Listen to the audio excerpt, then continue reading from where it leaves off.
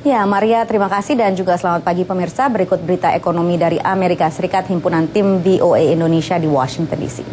Pemirsa, para pejabat pemerintahan Obama berusaha menepis kritik bahwa paket stimulus nilai 787 miliar dolar yang diluncurkan Februari lalu tidak efektif menciptakan lapangan pekerjaan seperti yang dijanjikan.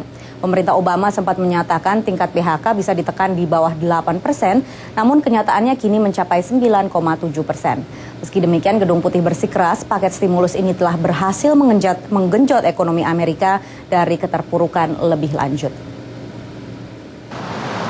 Menurut Gedung Putih, paket stimulus terbukti ampuh. Banyaknya proyek pembangunan berarti banyak perusahaan terhindar dari PHK.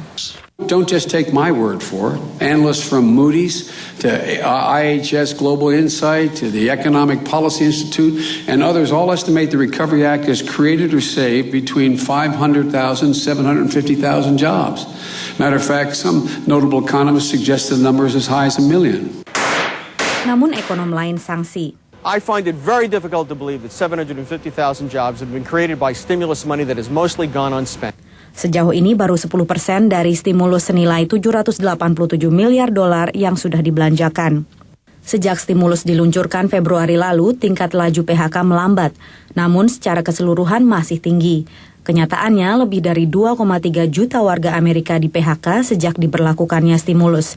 Ini sebagian besar dari total 7 juta PHK sejak awal resesi tahun lalu.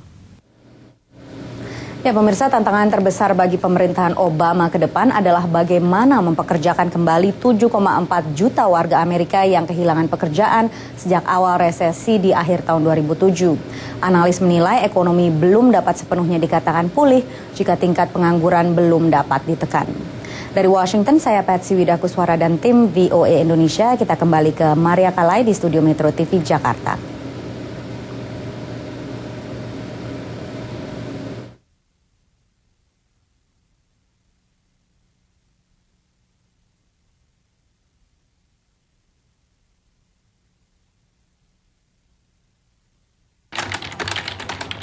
Eric Safer menghabiskan waktunya di internet termasuk Facebook dan MySpace. Di usianya yang ke-23 tahun ini, ia merasa belum menginjak kehidupan dewasa.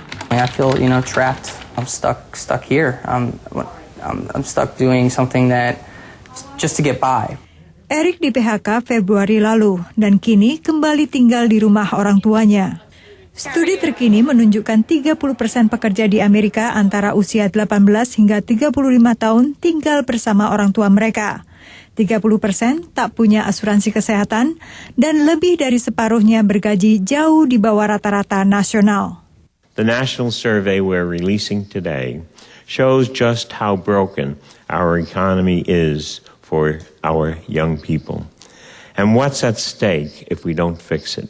Studi juga menunjukkan 30% pekerja usia muda menunda untuk mempunyai anak karena kesulitan finansial dan 40% menunda untuk menempuh pendidikan tinggi.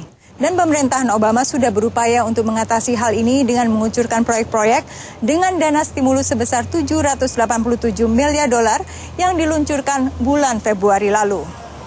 Sebagian pihak menilai stimulus efektif menciptakan lapangan pekerjaan. Let the stimulus package work, and we think we need a second stimulus package to create more jobs. Namun, tidak semua ekonom setuju.